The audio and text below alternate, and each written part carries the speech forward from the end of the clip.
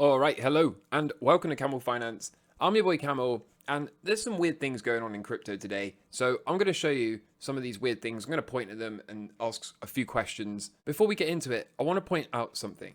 Check this out, okay? Did you know that Bitcoin has this fascinating pattern? Every time there's a 12-month negative candle, it always is followed by 3 positive yearly candles. So is it time to buckle up for the next crypto ride? As you can see, we go up for 3 years, then we go into a 1-year bear market, up for 3 years, 1-year bear market, up for 3 years, 1-year bear market. So we have to do that again, right? Right? I mean, it's not possible that we could deviate from this for any reason at all, right? I mean, this is what we've always done, so we're probably going to do it again, right? Don't get me wrong, this is certainly one scenario on the table, but I consistently see people 100% sure of themselves that just because that's what we did in the prior 3 cycles, we have to do that again. And I've been very consistent in cautioning against this type of dogmatic approach. This could certainly play out, but also we should be open to all outcomes, including seeing 1 year up and 3 years down. Just keep that in the back of your mind. Just because we did it before does not necessarily mean we're going to do it again. And the fact that so many people are betting their entire Bitcoin thesis on a 4-year cycle repeat, just the way it did the prior 3 times, makes me think that this would be far too easy and far too crowded as a trade. Unless you're new here, you will have heard this theory before, you will have heard me caution against this type of thinking, but the more people I see that are so sure of themselves that this is going to repeat, the more it makes me think that this trade is simply crowded. I want to play you a quick clip here that I posted in a video in November 17th, 2022. On FTX before I move on. This is an unpopular opinion. I tweeted this a couple of days ago. I said, look, FTX, SBF, Alameda, Carolinas, all of that lot, they're all going to go free. No jail. They're going to get away with this. And I said, the WEF looks after its own. SBF and all of his mates have held up their end of the deal. They've bought down this crypto exchange. They've stolen all this money.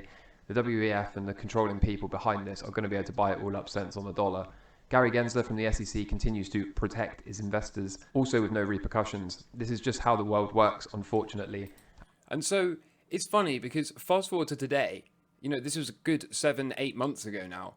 And fast forward to today, we know that Gary Gensler went on an absolute spree of going after exchanges and protecting investors. Let's just call it protecting investors. And since then, it's come out that the Fed is quietly dropping charges against the donor SBF, Sam Bankman-Fried, after this whole FTX scam.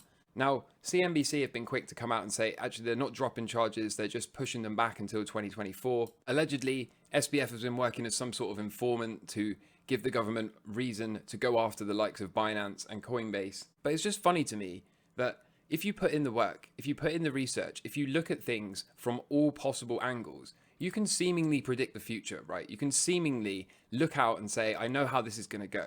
I know how this is going to go because I've seen this before.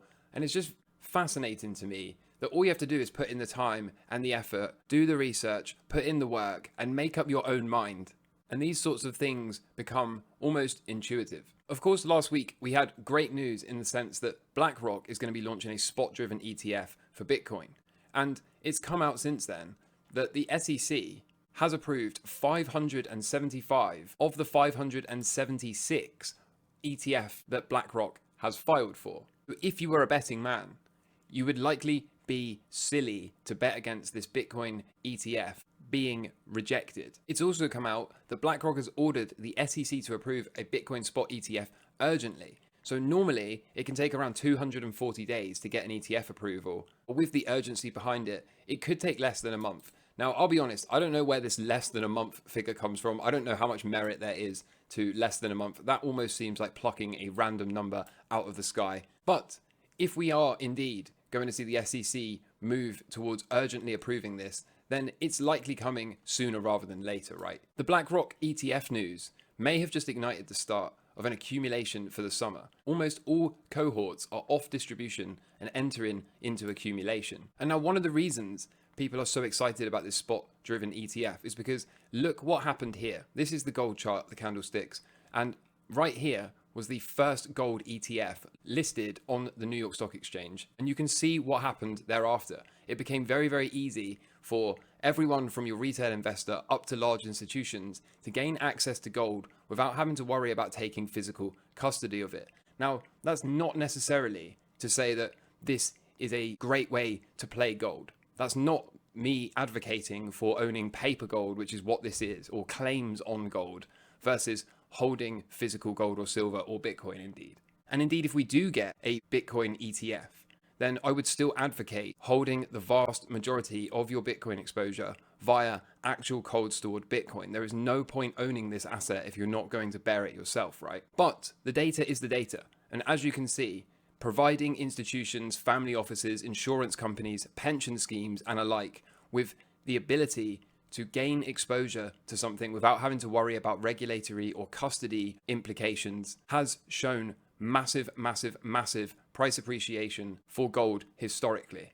But going back to what I was saying at the start of this video, when I was saying that you need to do the research, do your own research, look at everything from every angle possible, weigh it all up, and then ultimately come to a decision off your own back, come to your own conclusions. When I do that for the gold ETF, whilst the data is the data, whilst we obviously saw massive price appreciation following the launch of the gold ETF, what we know happened between around this portion here in 2011, 2012, all the way to today, is gold price suppression via the institutions. Now, it is no secret. It is absolutely no secret that institutions, hedge funds, even banks like to suppress the price of gold. And there's a good reason for this.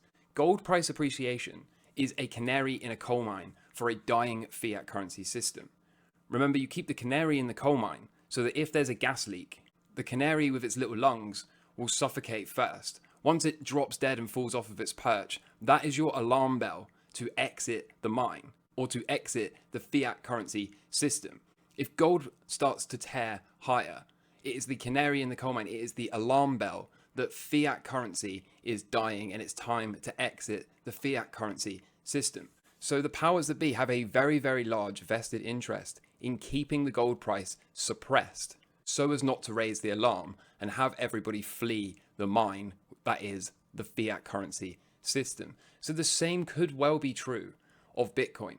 Whether we get a big run up or whether, like I said in a few videos ago, if indeed this ETF for Bitcoin is launched near a top or near all-time highs for Bitcoin, then I said that it would likely be used as a distribution method. They would likely use it to dump all of the Bitcoin they'd accumulated at the lower levels on the poor ETF investors. So again, be open to all outcomes. We could certainly see the launch of the ETF soon, and that could trigger a massive, massive bull run for Bitcoin. But equally, we could see a big move up for Bitcoin and then the ETF be launched, and that lead to, unfortunately, massive and major price suppression for Bitcoin going forward. Just like I said with the canary in the coal mine for gold, the same is true of Bitcoin. Bitcoin's massive price appreciation is a canary in the coal mine for a dying fiat currency system. Another interesting fact here is that at 100k Bitcoin, the industry will have produced more billionaires than any other industry in all of history. More than oil, more than banking, more than big tech, more than internet. At 100k Bitcoin, there will be a record amount of billionaires created from this asset class, from this industry. And needless to say, this has a lot of people in higher places somewhat concerned. As such, there's likely a strong motivation for them to do something like they did here and for them to use the Bitcoin ETF as a tool to do so. So it'll be really interesting to see when this ETF comes out, at what price action and price level the ETF is launched. And indeed, if Wall Street can finally tame Bitcoin using their ETF type instruments. The Blackrock ETF, however, debunks a whole ESG narrative against Bitcoin. Remember, one of the attack vectors against Bitcoin has been that it's very, very bad for the environment. However, with BlackRock getting in to Bitcoin, it validates what Bitcoiners have been saying the whole time. It supports proof of work and the energy sector and electric grid load balancing. It increases adoption and acceptance of a brand new asset class. Whilst there are concerns, positives likely outweigh the negatives. And fitting in with this theme, Bitcoin mining is the most sustainable sector of the entire economy. Look at the percentages of sustainable energy. Bitcoin over 50%, banking under 40%, and from there, it only gets worse. The longer you're in this space, the more you become immune to the FUD, the more research you do, the easier it is to dispel this FUD, to be able to spot it from a mile away, to be able to seemingly predict the future. And this is just one more piece of FUD pertaining to the environment narrative that is now, in my opinion, well and truly over. So it's a great time to be in Bitcoin, in my opinion. It's a great time to be doing your own research, coming to your own conclusions, looking at things from every possible angle. Over in traditional finance, we continue to see the story of liquidity continue to play out. Here's the S&P 500 in orange against liquidity in blue. As you can see, liquidity continues to rise and the stock market continues to benefit from it. James here makes a great point. The Fed is the market. They've been pumping liquidity through stealth QE.